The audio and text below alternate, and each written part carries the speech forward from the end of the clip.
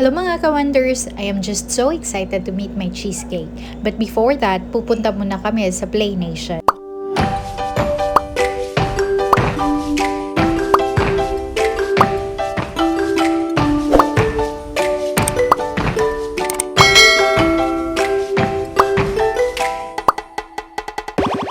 Pinagantay ko ng almost 2 hours si cheesecake. Sobrang nahihiya ako kasi malapit lang ako sa meeting place namin and siya from Lapu-Lapu pa. Nag-chat ako sa kanya around 5 p.m. na bumiyahe na sila.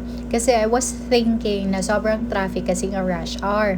Ang plan is after Play Nation, pupunta ka agad sa Garden of Envy.